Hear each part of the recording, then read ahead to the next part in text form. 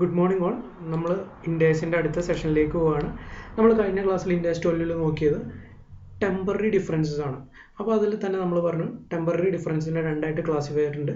ഒന്ന് taxable temporary ഡിഫറൻസും രണ്ട് deductible temporary ഡിഫറൻസസും. അപ്പോൾ ടാക്സബിൾ ടെമ്പററി ഡിഫറൻസ് എന്ന് പറഞ്ഞു കഴിഞ്ഞാൽ ഫ്യൂച്ചറിൽ ഒരു ടാക്സ് ലയബിലിറ്റി അല്ലെങ്കിൽ ഒരു ടാക്സ് എമൗണ്ട് പേയബിൾ ആയിട്ട് അല്ലെങ്കിൽ ടാക്സ് ലയബിലിറ്റി ജനറേറ്റ് ചെയ്യുന്നുണ്ടെങ്കിൽ അതിനെയാണ് എന്ത് പറയുക, ടാക്സബിൾ ടെമ്പററി ഡിഫറൻസസ്. അതായത് ടെമ്പററി ഡിഫറൻസസ് ഫ്യൂച്ചറിൽ ഒരു ടാക്സ് ലയബിലിറ്റിനെ ക്രിയേറ്റ് ചെയ്യുന്നുണ്ടെങ്കിൽ അതിനെ ടാക്സബിൾ ടെമ്പററി ഡിഫറൻസസ് എന്ന് പറയും.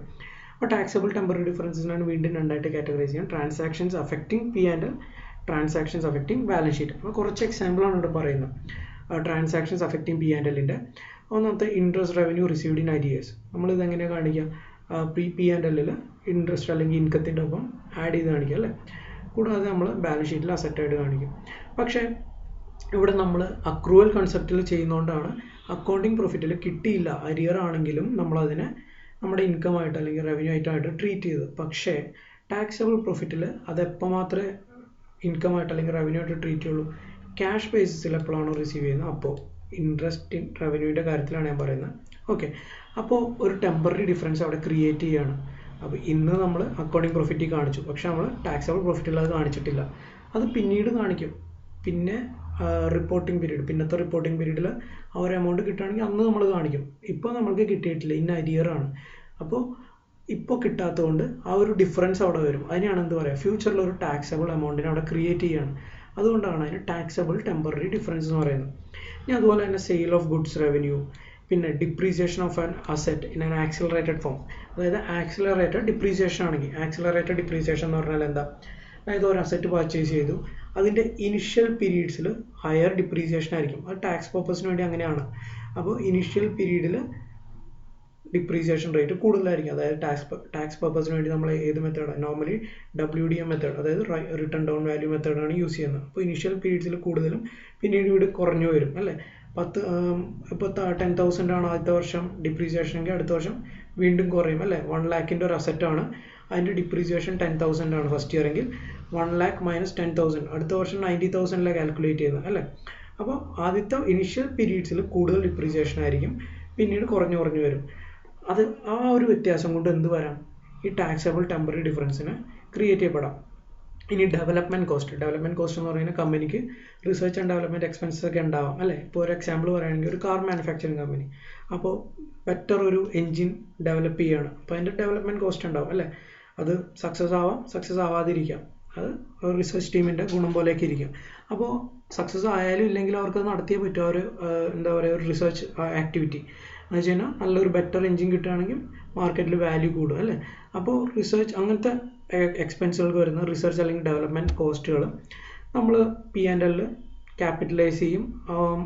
ഓരോ എന്താ പറയുക പീരീഡിൽ ഇത്ര എമൗണ്ട് വെച്ച് ചാർജ് ചെയ്യും, അമോർട്ടൈസേഷൻ നമ്മൾ പറയും അല്ലേ. അതായത് ഇപ്പോൾ 1 ലക്ഷം രൂപയുടെ ഡെവലപ്മെൻറ്റ് എക്സ്പെൻസ് ഉണ്ടെങ്കിൽ നമ്മൾ 5 വർഷം കൊണ്ടൊക്കെ ആയിരിക്കും അത് റൈറ്റ് ഓഫ് ചെയ്യുന്നത്.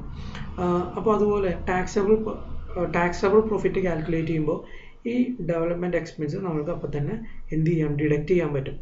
അപ്പോൾ നമ്മൾ അക്കൗണ്ടിങ് പ്രോഫിറ്റ് കാൽക്കുലേറ്റ് ചെയ്യുമ്പോൾ ഒരു പോർഷനായിട്ടാണ് നമ്മൾ അമോർട്ടൈസ് ചെയ്യുന്നത് അല്ലേ. പക്ഷേ ഇവിടെ മൊത്തം എമൗണ്ട് ടാക്സബിൾ പ്രോഫിറ്റ് കാൽക്കുലേറ്റ് ചെയ്യാൻ വേണ്ടി എടുക്കാൻ പറ്റും. അപ്പോൾ അതുകൊണ്ടും ഒരു ഡിപ്രീസിയേഷൻ അല്ലെങ്കിൽ ഒരു ഡിഫറൻസ് വരാം. അതുപോലെ തന്നെ പ്രീപെയ്ഡ് എക്സ്പെൻസിൻ്റെ കാര്യം സെയിം തന്നെയാണ്. റിസർച്ച് ആൻഡ് ഡെവലപ്മെൻറ്റ് ആക്ടിവിറ്റീസ് അല്ലെങ്കിൽ റിസർച്ച് ആൻഡ് ഡെവലപ്മെൻറ്റ് കോസ്റ്റിൻ്റെ പോലെ തന്നെയാണ് പ്രീപെയ്ഡ് എക്സ്പെൻസിൻ്റെ കാര്യം. ആദ്യം നമ്മളെന്താ കാണിക്കുക, അക്കൗണ്ടിങ് പ്രോഫിറ്റിൽ നമ്മളത് ഫിക്റ്റീഷ്യസ് അസറ്റിലാണ് കാണിക്കുന്നത് പ്രീപെയ്ഡ് എക്സ്പെൻസ് അല്ലേ. എന്നിട്ട് ഓരോ വർഷവും ഇത്ര പോർഷൻ വെച്ച് നമ്മൾ റൈറ്റ് ഓഫ് ചെയ്യും, അമോർട്ടൈസ് ചെയ്യും. പക്ഷേ ടാക്സബിൾ പ്രോഫിറ്റ് കാൽക്കുലേറ്റ് ചെയ്യുമ്പോൾ നമ്മൾ അപ്പോൾ തന്നെ എല്ലാം ഡിഡക്റ്റ് ചെയ്യും. അപ്പോൾ ആ ഒരു ഡിഫറൻസും വരാം ടാക്സബിൾ ടെമ്പററി ഡിഫറൻസിന് കാരണമായിട്ട്. ഇനി ട്രാൻസാക്ഷൻസ് അഫക്റ്റിംഗ് ബാലൻസ് ഷീറ്റിൻ്റെ കാര്യം അഫക്റ്റ് ചെയ്യുന്ന കാര്യം പറയുകയാണെങ്കിൽ ഒരു അസറ്റ് സെല്ല് ചെയ്യണം അല്ലെങ്കിൽ ഡിസ്പോസ് ചെയ്യണം. ആ സമയം ടാക്സ് പർപ്പസിന് വേണ്ടി അസറ്റിൽ നിന്ന് ഡിപ്രീസിയേഷൻ്റെ വാല്യൂ കുറച്ച് കാണിക്കാൻ പറ്റില്ല. എത്രയാണോ അതിൽ നിന്ന് കിട്ടുന്ന മുഴുവൻ ഇൻകം ആയിട്ട് അല്ലെങ്കിൽ റവന്യൂ ആയിട്ട് കാണിക്കണം. അപ്പോൾ അതുകൊണ്ടും ഒരു ടെമ്പററി ടാക്സബിൾ ഡിഫറൻസ് അവിടെ ക്രിയേറ്റ് ചെയ്യപ്പെടുകയാണ്. അപ്പോൾ ഇത് ഞാൻ കുറച്ച് എക്സാമ്പിളാണ് പറഞ്ഞത്. നിങ്ങൾക്ക് ഇനിയും ഓരോ ഐറ്റം നോക്കുമ്പോൾ ഓരോ ഐറ്റം വരുമ്പോൾ നിങ്ങൾക്ക് ടാക്സബിൾ ടെമ്പററി ഡിഫറൻസസ് ക്രിയേറ്റ് ചെയ്യുന്നുണ്ടോ, അല്ലെങ്കിൽ ഇത് എന്തിനാണ് അഫക്റ്റ് ചെയ്യുന്നത്, ബാലൻസ് ഷീറ്റിനെയാണോ P&L-നെയാണോ എന്നൊക്കെ നിങ്ങൾക്ക് ഓരോ ഇത് കിട്ടുമ്പോൾ ഒന്ന് തനിയെ ചെക്ക് ചെയ്ത് നോക്കാം. ഇനി ഈ ടാക്സബിൾ ടെമ്പററി ഡിഫറൻസസ് എന്ന് പറഞ്ഞു കഴിഞ്ഞാൽ ഞാൻ പറഞ്ഞു ഫ്യൂച്ചറിൽ ഒരു ടാക്സ് ലയബിലിറ്റി ജനറേറ്റ് ചെയ്യുകയാണ്. അതായത് ആ ഡിഫറൻസ് കൊണ്ട് ആ ടെമ്പററി ഡിഫറൻസ് കൊണ്ട് ഫ്യൂച്ചറിൽ ഒരു ടാക്സ് ലയബിലിറ്റി ക്രിയേറ്റ് ചെയ്യപ്പെടുകയാണ്. അപ്പോൾ ടാക്സബിൾ ടെമ്പററി ഡിഫറൻസ് ഉണ്ടെങ്കിൽ അതൊരു ഡെഫേർഡ് ടാക്സ് ലയബിലിറ്റീനെ ക്രിയേറ്റ് ചെയ്യും. അത് എന്തിനാണ് ക്രിയേറ്റ് ചെയ്യുന്ന? Deferred tax liability. അതായത് ടാക്സബിൾ ടെമ്പററി ഡിഫറൻസ് ഉണ്ടെങ്കിൽ അത് ഡെഫേർഡ് ടാക്സ് ലയബിലിറ്റിനെയാണ് ക്രിയേറ്റ് ചെയ്യുന്നത്. ഇനി നമ്മൾ അടുത്തത് നോക്കാൻ പോകുന്ന ഡിഡക്റ്റബിൾ ടെമ്പററി ഡിഫറൻസസ്, അതായത് രണ്ടാമത്തെ type of temporary differences. Taxable temporary ഡിഫറൻസിന് നേരെ ഓപ്പോസിറ്റ് ആണ് deductible temporary differences. Taxable temporary ഡിഫറൻസിൽ എന്താ ക്രിയേറ്റ് ചെയ്തത്? ഒരു ടാക്സ് ലയബിലിറ്റി ഫ്യൂച്ചറിൽ വരും അല്ലേ, അല്ലെങ്കിൽ ഫ്യൂച്ചറിൽ ഒരു ടാക്സ് എമൗണ്ട് പേ ചെയ്യേണ്ടി വരും. ടെമ്പററി ഡിഫറൻസസ് കൊണ്ട് ഫ്യൂച്ചറിൽ ഒരു ടാക്സ് ലയബിലിറ്റി ക്രിയേറ്റ് ചെയ്യപ്പെടുന്നു, അല്ലെങ്കിൽ ഫ്യൂച്ചറിൽ ടാക്സ് എമൗണ്ട് പേ ചെയ്യേണ്ടി വരും. അതിനെയാണ് ടാക്സബിൾ ടെമ്പററി ഡിഫറൻസ് എന്ന് പറയുന്നത്. ഇവിടെ ഡിഡക്റ്റബിൾ ടെമ്പററി ഡിഫറൻസ് എന്ന് പറയുന്നത് ഫ്യൂച്ചർ പീരീഡിൽ ഒരു ടാക്സ് സേവിങ് അല്ലെങ്കിൽ ഒരു ടാക്സ് അസറ്റ്, അതായത് നമുക്ക് ഡിഡക്റ്റബിൾ എമൗണ്ട് ഫ്യൂച്ചറിൽ കിട്ടുകയാണ്. അതായത് ഫ്യൂച്ചറിൽ എത്രയാണോ ടാക്സ് പ്രോഫിറ്റ് വരെ അതിൽ നിന്ന് നമ്മൾക്ക് ഒരു എമൗണ്ട് ഈ ഡിഫറൻസിനെ ഡിഡക്റ്റ് ചെയ്ത് ബാക്കിയുള്ളതിന് മാത്രം എന്ത് കൊടുത്താൽ മതി? ടാക്സ് കൊടുത്താൽ മതി. അപ്പോൾ ഇത് ക്രിയേറ്റ് ചെയ്യുന്നത് ഒരു ഡെഫേർഡ് ടാക്സ് അസറ്റിനെയാണ്. Taxable temporary difference deferred tax ലയബിലിറ്റീനെ ക്രിയേറ്റ് ചെയ്തു. Deductible temporary difference deferred tax അസറ്റിനെ ക്രിയേറ്റ് ചെയ്തു. അപ്പോൾ ഡിഡക്റ്റബിൾ ടെമ്പററി ഡിഫറൻസ് ആണെങ്കിൽ ഒരു ഡെഫേർഡ് ടാക്സ് അസറ്റും, ടാക്സബിൾ ടെമ്പററി ഡിഫറൻസ് ആണെങ്കിൽ ഡെഫേർഡ് ടാക്സ് ലയബിലിറ്റിയാണ് ക്രിയേറ്റ് ചെയ്യപ്പെടുന്നത്. എക്സാമ്പിൾ നേരത്തെ പറഞ്ഞ പോലെ റിട്ടയർമെൻറ്റ് ബെനിഫിറ്റ് കോസ്റ്റ് അക്കൗണ്ടിങ് പ്രോഫിറ്റിൽ നമ്മൾ റിട്ടയർമെൻറ്റ് ബെനിഫിറ്റ് ഓരോ പീരീഡിലും പേ ചെയ്യുമ്പോൾ തന്നെ ഡിഡക്റ്റ് ചെയ്യും. പക്ഷെ അത് ടാക്സബിൾ പ്രോഫിറ്റിൽ എപ്പോഴാണോ ആക്ച്വൽ റിട്ടയർമെൻറ്റ് ബെനിഫിറ്റ് എംപ്ലോയിക്ക് പേ ചെയ്യുന്നത് അപ്പോൾ മാത്രമേ ടാക്സബിൾ പ്രോഫിറ്റിൽ നിന്ന് ഡിഡക്റ്റ് ചെയ്യാൻ പറ്റുള്ളൂ. ഓക്കെ. ഇനി അക്യുമുലേറ്റഡ് ഡിപ്രീസിയേഷൻ ഫിനാൻഷ്യൽ സ്റ്റേറ്റ്മെൻറ്റ്സിൽ ചിലപ്പോൾ കൂടുതലായിരിക്കും, പക്ഷേ ടാക്സ് പർപ്പസിന് എന്താ പറയുക കൂടുതലായിരിക്കും. ടാക്സ് പർപ്പസിന് നമ്മൾ കാൽക്കുലേറ്റ് ചെയ്യുന്ന ഡിപ്രീസിയേഷനേക്കാൾ കൂടുതലായിരിക്കും അക്കൗണ്ടിങ് പ്രോഫിറ്റിന് കാൽക്കുലേറ്റ് ചെയ്യുന്ന ഡിപ്രീസിയേഷൻ. ആ ഒരു കാരണം കൊണ്ട് ഡിഡക്റ്റബിൾ ടെമ്പററി ഡിഫറൻസ് ക്രിയേറ്റ് ചെയ്യാം. ഇനി ക്യാരിയിങ് എമൗണ്ട് ഓഫ് ഇൻവെൻട്രിയുടെ ക്യാരിയിങ് എമൗണ്ട്, അതായത് ഫിനാൻഷ്യൽ സ്റ്റേറ്റ്മെൻറ്റ്സിൽ റിപ്പോർട്ട് ചെയ്യുന്ന എമൗണ്ട്, അല്ലെങ്കിൽ ഒരു അസറ്റിൻ്റെ അല്ലെങ്കിൽ പ്രോപ്പർട്ടിയുടെ അല്ലെങ്കിൽ എക്യുപ്മെൻറ്റിൻ്റെ റിക്കവറബിൾ എമൗണ്ട് വാല്യൂ കുറയുകയും അതിൻ്റെ ക്യാരിയിങ് വാല്യൂ, അതായത് ബാലൻസ് ഷീറ്റിലെ വാല്യൂ റെഡ്യൂസ് ചെയ്യുകയും ചെയ്യും. അങ്ങനെ അത് പക്ഷേ ടാക്സ് പർപ്പസിന് ഇഗ്നോർ ചെയ്യേണ്ടി വരും. റീവാല്യൂഷൻ പറ്റില്ല, റീവാല്യൂഡ് എമൗണ്ട് കാണിക്കാൻ പറ്റില്ല. ടാക്സ് പർപ്പസിന് ആക്ച്വൽ വില എത്രയാണോ അത് തന്നെ കാണിക്കേണ്ടി വരും. അക്കൗണ്ടിങ് പർപ്പസിന് നമുക്ക് റീവാല്യൂ ചെയ്യാം. അപ്പോൾ അതുകൊണ്ട് എന്തുണ്ടാവും? ഒരു ഡിഡക്റ്റബിൾ ടെമ്പററി ഡിഫറൻസ്. റിസർച്ച് കോസ്റ്റിൻ്റെ കാര്യം നേരത്തെ പറഞ്ഞ പോലെ തന്നെ എക്സ്പെൻസ് ആയിട്ട് ട്രീറ്റ് ചെയ്യും. അതുകൊണ്ട് ഒരു ടെമ്പററി ഡിഫറൻസ്, അതായത് ഡിഡക്റ്റബിൾ ടെമ്പററി, ഫ്യൂച്ചറിൽ ഒരു ടാക്സ് സേവിങ് വരാം. അങ്ങനെ ഒരു ഡിഡക്റ്റബിൾ ടെമ്പററി ഡിഫറൻസസ് അവിടെ ജനറേറ്റ് ചെയ്യുകയും ഒരു ഡെഫേർഡ് ടാക്സ് അസറ്റ് ക്രിയേറ്റ് ചെയ്യപ്പെടുകയും ചെയ്യുകയാണ്. ഇതാണ് ഡിഡക്റ്റബിൾ ടെമ്പററി ഡിഫറൻസസിൻ്റെ എക്സാമ്പിൾ. ഇനിയും എക്സാമ്പിൾസ് ഉണ്ട്, എല്ലാം തരാനൊന്നും പറ്റില്ല. ഓരോ സിറ്റുവേഷൻ വരുന്നതനുസരിച്ച് ഇത് ഡിഡക്റ്റബിൾ ആണോ ടാക്സബിൾ ആണോ നമ്മൾ മനസ്സിലാക്കണം. അത് ഐഡൻറ്റിഫൈ ചെയ്യുക എന്നുള്ളതാണ് നമ്മളുടെ ഡ്യൂട്ടി. ഇനി ടെമ്പററി ഡിഫറൻസിൻ്റെ കാര്യം പറഞ്ഞ പോലെ ടെമ്പററി ഡിഫറൻസ് എന്ന് പറഞ്ഞു കഴിഞ്ഞാൽ ഫ്യൂച്ചറിൽ ചിലപ്പോൾ ഹയർ ടാക്സ് സേവിങ്സ് അല്ലെങ്കിൽ ഹയർ ടാക്സ് ഡിഡക്ഷൻസ് വരികയാണെന്നുണ്ടെങ്കിൽ അതിനെ ഡിഡക്റ്റബിൾ ടെമ്പററി ഡിഫറൻസ് എന്ന് പറയും. കൂടുതൽ ടാക്സ് പേ ചെയ്യാനാണെങ്കിൽ അതിനെ ടാക്സബിൾ ടെമ്പററി ഡിഫറൻസ് എന്ന് പറയും. ടാക്സബിൾ ടെമ്പററി ഡിഫറൻസ് ആണെങ്കിൽ നേരത്തെ പറഞ്ഞ പോലെ ഡെഫേർഡ് ടാക്സ് ലയബിലിറ്റി ക്രിയേറ്റ് ചെയ്യും.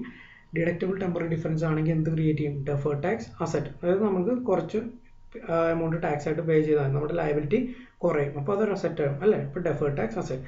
ഇനി ടൈമിംഗ് ഡിഫറൻസസ് നമ്മളിപ്പോൾ പറഞ്ഞ ടെമ്പററി ഡിഫറൻസ് ആണെങ്കിൽ ടൈമിംഗ് ഡിഫറൻസ് പേര് പോലെ തന്നെ ടൈമിങ്ങിൻ്റെ വ്യത്യാസം കൊണ്ടുണ്ടാകുന്ന ചില ഡിഫറൻസസ് ആണ്. അതായത് ടൈമിങ്ങിൻ്റെ ഡിഫറൻസ് കൊണ്ട് അക്കൗണ്ടിങ് പ്രോഫിറ്റിലും ടാക്സബിൾ പ്രോഫിറ്റിലും ഉണ്ടാകുന്ന ഡിഫറൻസിനെയാണ് ടൈമിംഗ് ഡിഫറൻസ് എന്ന് പറയുക. എങ്ങനെ ടൈമിംഗ് ഡിഫറൻസസ് ഒക്കെ വരിക? അതായത് ചില ഐറ്റംസ് ഓഫ് എക്സ്പെൻസ് അല്ലെങ്കിൽ ചില ഐറ്റംസ് ഓഫ് ഇൻകം അക്കൗണ്ടിങ് പ്രോഫിറ്റിൽ അല്ലെങ്കിൽ അക്കൗണ്ടിങ് പ്രോഫിറ്റിൻ്റെ കാൽക്കുലേഷൻ നമ്മൾ ഒരു പീരീഡിൽ എടുക്കും. പക്ഷേ ടാക്സബിൾ പ്രോഫിറ്റ് കാൽക്കുലേറ്റ് ചെയ്യാൻ നമ്മൾ വേറൊരു പീരീഡിലായിരിക്കും എടുക്കുന്നത്. അതായത് രണ്ടും എന്താ പറയുക, ഒരു ഐറ്റം ഓഫ് എക്സ്പെൻസ് അല്ലെങ്കിൽ ഒരു ഐറ്റം ഓഫ് ഇൻകം അക്കൗണ്ടിങ് പ്രോഫിറ്റിൽ എടുക്കുന്ന പീരീഡിലായിരിക്കില്ല ടാക്സബിൾ പ്രോഫിറ്റ് കാൽക്കുലേറ്റ് ചെയ്യാൻ എടുക്കുന്നത്. രണ്ട് ഡിഫറെൻറ്റ് പീരീഡിലായിട്ടാണ് എടുക്കുന്നത്. അങ്ങനെയാണെങ്കിൽ വരുന്നത്, അതായത് രണ്ട് ടൈമിംഗ് സോണിലാണ് വരുന്നത്. അങ്ങനെ വരുന്ന ഡിഫറൻസുകളെയാണ് നമ്മൾ എന്ത് പറയുക? Timing differences. ഇത് ടെമ്പററി ഡിഫറൻസ് കൊണ്ട് തന്നെ ഉണ്ടാകുന്നതാണ്. അതും ടെമ്പററി ആണ്. അതെന്ത് ചെയ്യാം? സബ്സിക്വൻറ്റ് പീരീഡിൽ അതിൻ്റെ റിവേഴ്സൽ വരും. ഈ വർഷം എടുത്തില്ല എന്നുണ്ടെങ്കിൽ അടുത്ത വർഷം എടുക്കേണ്ടി വരും, അല്ലെങ്കിൽ അടുത്ത വർഷം എടുക്കേണ്ട കാര്യം ഈ വർഷം എടുത്തു കാണും. അപ്പോൾ ഒന്നില്ലെങ്കിൽ മുന്നേ എടുത്തു കാണും, അല്ലെങ്കിൽ പിന്നീട് എടുക്കേണ്ടി വരും. അപ്പോൾ എന്തായാലും ഒരു റിവേഴ്സൽ അവിടെ സംഭവിക്കും.